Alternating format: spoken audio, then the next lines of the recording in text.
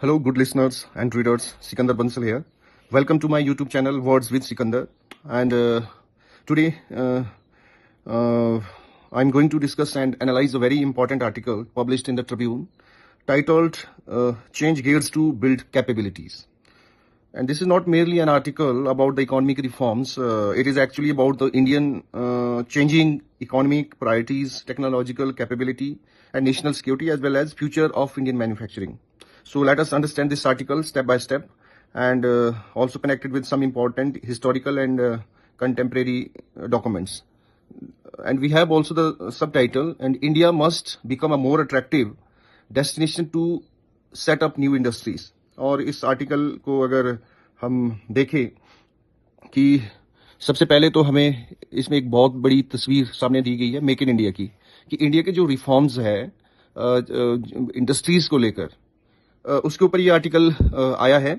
और सबसे पहले तो हमने इस आर्टिकल में ये देखना है कि 1991 की इसमें बात कही गई, जो इंडियन इकोनॉमी को समझना होगा, क्योंकि इस आर्टिकल में बार बार इकोनॉमिक चैलेंजेस की बात कही गई है। और इसमें जो एक्चुअल में 1991 में 1991 में हुआ क्या था, तो ये इंडियन इकोनॉमिक हिस्ट्री का एक वाटरशेड ईयर यानी एक टर्निंग पॉइंट था। उसमें भारत एक गंभीर बैलेंस ऑफ पेमेंट क्राइसिस से गुजर रहा था। तो जो फॉरेन एक्सचेंज की जो पोजीशन थी वो इतनी वीक हो चुकी थी कि देश के लिए जो इंपोर्ट्स और एक्सटर्नल पेमेंट्स को मैनेज करना बिल्कुल जो एक मुश्किल हो गया था। तो gulf prices and oil prices में जो बढ़ोतरी थी उससे भी स्थिति खराब हो गई थी। अब प्रश्न आता है कि उस समय सरकार किसकी थी, और जो एक जिनका दायित्व था, रिस्पॉन्सिबिलिटी थी, उस समय 91 में जो प्राइम मिनिस्टर थे वो पीवी नरसिम्हा राव जी थे। और उस समय जो 21 जून 1991 को प्रधानमंत्री का पद उन्होंने संभाला, और वो 1996 तक इस पद पर रहे। और उस समय जो हमारे फाइनेंस मिनिस्टर थे वो डॉक्टर मनमोहन सिंह जी थे, और उन्होंने ये बीड़ा उठाया इकोनॉमिक रिफॉर्म्स को आगे ले जाने का। तो उस समय प्रॉब्लम ये थी कि इंडियन इकोनॉमी बहुत हैवीली रेगुलेटेड थी, जिसे इसे ये कि इंडस्ट्री को शुरू करने, कैपेबिलिटी बढ़ाने और इंपोर्ट्स करने या कोई इकोनॉमिक एक्टिविटीज करने के लिए गवर्नमेंट परमिशन और लाइसेंस की जरूरत भी पड़ती थी। उसे एक्चुअल में एक लाइसेंस राज भी कहा जाता था। और अब 1991 का जो बेसिक क्वेश्चन इस आर्टिकल में मेंशन किया गया है कि भाई how can we remove unnecessary controls and make the Indian economy more competitive. यहीं से इकोनॉमिक जो लिबरलाइजेशन का बड़ा दौर शुरू हुआ। और 1991 रिफॉर्म जो है, इसमें क्या बदला कि डॉक्टर मनमोहन सिंह ने जुलाई में 1991 में बजट पेश किया था, और इंडस्ट्रियल, ट्रेड, फॉरेन इन्वेस्टमेंट और एक्सचेंज रेट पॉलिसीज में बड़े बदलाव शुरू किए, और इंडस्ट्रियल लाइसेंसिंग को काफी हद तक डिसमेंटल किया गया, और इंपोर्ट लाइसेंस जो है वो कम की गई, और फॉरेन इन्वेस्टमेंट के लिए रास्ते खोले गए। इंडियन इंडस्ट्रीज को इंटरनेशनल कंपटीशन के लिए एक्सपोज की दिशा में एक स्टेप जो है उठाए गए। अब रुपी के जो एक्सचेंज रेट में भी जुलाई 1991 में 2 स्टेप एडजस्टमेंट हुआ, जो आगे चलकर इंडियन मार्केट डिटरमाइंड जो एक्सचेंज रेट सिस्टम की तरफ बढ़ा। अब जो मेन ऑब्जेक्टिव इसके 1991 के थे कि एक तो कंट्रोल से कंपटीशन की तरफ, और दूसरा लाइसेंस राज से लिबरलाइजेशन की तरफ, और क्लोज्ड इकोनॉमी से ग्लोबल इकोनॉमी की तरफ जो है, यही रिफॉर्म्स इंडियन ग्रोथ स्टोरी की जो फाउंडेशन उस समय बने। अब जो इस आर्टिकल में जो बात कही गई कि जो आज की जो समस्या है वो अलग क्यों है, जो आज की जो प्रॉब्लम है, तो टुडेज जो economic challenges differ from that 1991 के बारे में प्राइमरली हमें यह चिंता थी कि बिजनेस शुरू करना है और चलाना मुश्किल क्यों है। लेकिन आज जो सवाल है, जो क्वेश्चन है, वो बदल चुका है, क्योंकि इंडिया ऐसी कैपेबिलिटी बना सकता है जिस पर फ्यूचर इंडस्ट्रीज और नेशनल सिक्योरिटी डिपेंड करेगी। अब 1991 का जो ईज ऑफ डूइंग बिजनेस है, और इसी आर्टिकल के तहत जो है ये कहा जाता है कि जो today ease of building capabilities है, वो एक यही इस आर्टिकल का सेंट्रल थीसिस है। अगर हम सोचे कि आज के समय में ईज ऑफ बिल्डिंग कैपेबिलिटीज, अब इसमें अभी हाल का ही जिसमें हवाला दिया गया है कि जो यूक्रेन और वेस्ट एशिया कॉन्फ्लिक्ट्स है का कनेक्शन क्या है। अब यह केवल एक इंटरनेशनल पॉलिटिक्स की बात नहीं है, कि इन कॉन्फ्लिक्ट्स ने दुनिया को एक इंपॉर्टेंट लेसन दिया है कि global supply chains can become instruments of geopolitical pressures. Very important thing. और इस चीज को समझना होगा कि किसी देश को किसी क्रिटिकल कंपोनेंट्स या मिनरल्स, एनर्जी रिसोर्सेज या टेक्नोलॉजी के लिए किसी दूसरे देश पर डिपेंडेंस रहना अगर जियोपॉलिटिकल कन्फ्लिक्ट होता है तो शिपिंग रूट डिस्टर्ब होता है, एक्सपोर्ट रिस्ट्रिक्शंस लगती है, और तो इकोनॉमिक एक्टिविटी भी इससे इफेक्ट होती है। तो इसीलिए आज की दुनिया केवल एफिशिएंसी नहीं देख रही है। सबसे इंपॉर्टेंट चीजें जब हम अपनी ईज ऑफ बिजनेस या इसकी बात करते हैं, तो सबसे पहले हमें यह देखना है कि जो एफिशिएंसी है, रेजिलेंस है एंड सिक्योरिटी है। और यानी जो चीपेस्ट सप्लायर हमेशा बेस्ट सप्लायर नहीं है, और सबसे इंपॉर्टेंट चीज उससे ऊपर है कि वो रिलायबल होना चाहिए, सिक्योर सप्लाई भी आपकी जरूरी होनी चाहिए। अब इसमें एक चीज और बात कही गई है कि जो हमारी इंडिया यूएस चाइना टेक्नोलॉजी जो है वो इस उसके ऊपर एक कंपटीशन चला हुआ है। कंपटीशन किसको लेकर?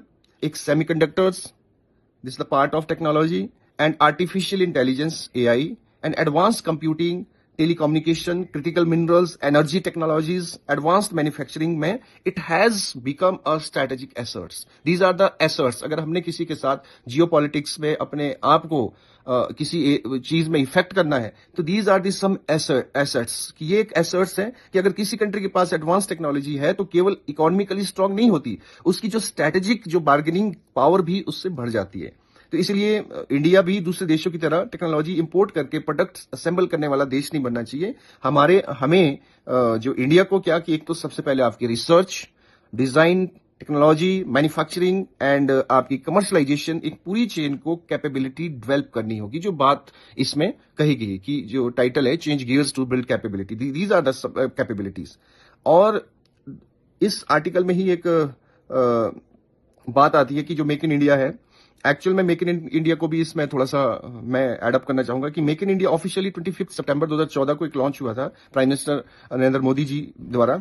इसका उद्देश्य इंडिया को investment destination and global manufacturing design and innovation hub बनाना था। क्योंकि एक मैन्युफैक्चरिंग जो है वो इंडिया में इसका डिजाइन तैयार करके, एक इनोवेटिव हब तैयार करके एक सेल्फ बिल्ड कैपेबिलिटी को इंप्रूव करना था। और मेक इन इंडिया के 4 ओरिजिनल वैसे पिलर बताए गए हैं कि new processes, new infrastructures, new sectors and new mindset. और इसका बेसिक आइडिया जो था वो ये है कि come to India, invest in India and manufacturing in India and create jobs in India.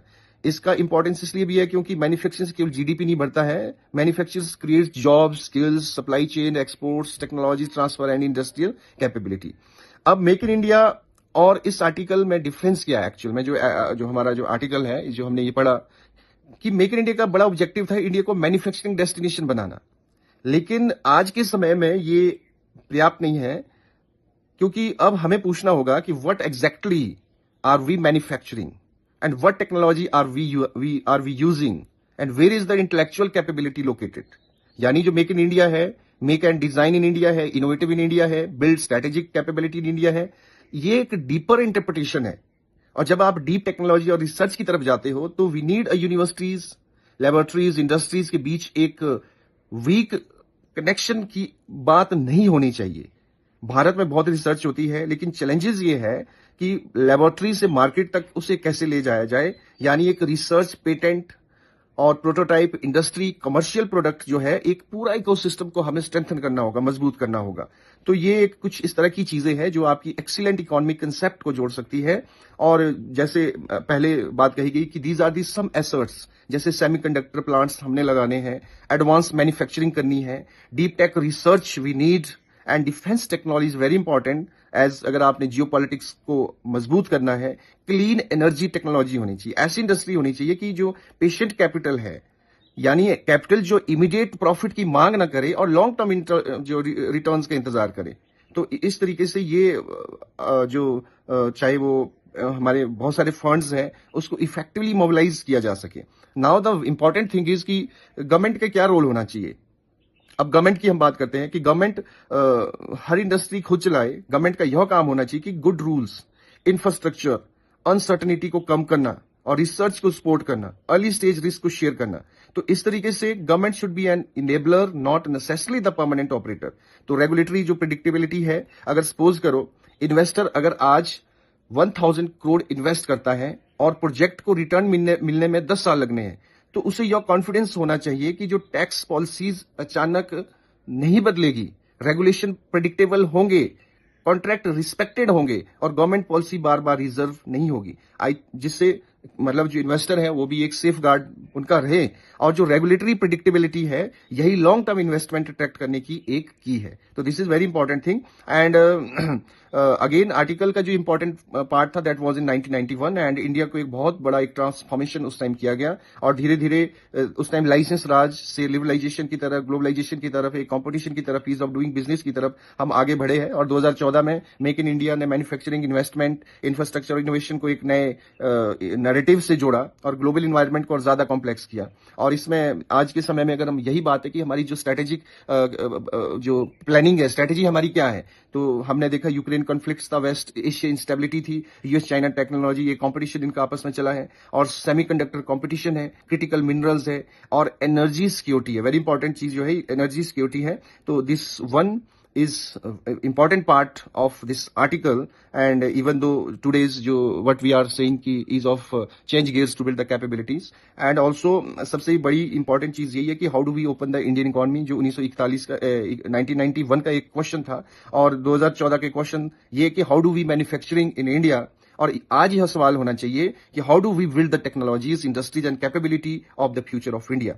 यानी भारत सिर्फ मार्केट नहीं बनना, भारत जो एक मैन्युफैक्चरिंग हब बने, और भारत को टेक्नोलॉजी क्रिएटर, इनोवेशन हब और स्ट्रेटेजिक कैपेबिलिटी बिल्डर बनना है। इसी वजह से यह एक जो इसका आर्टिकल है, ये इस आर्टिकल की बात कही गई है, इसमें ये चीजें कही गई है।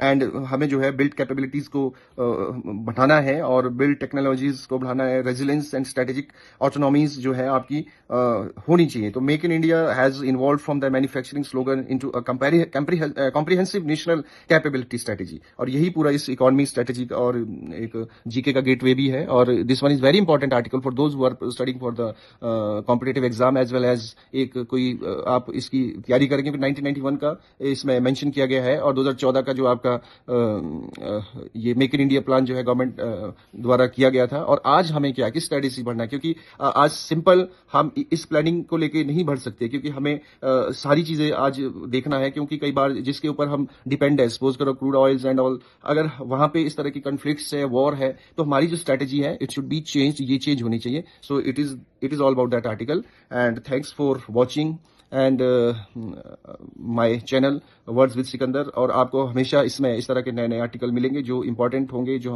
हम लोगों के लिए समझना पढ़ना जरूरी है। So stay informed and stay tuned. Thank you so much.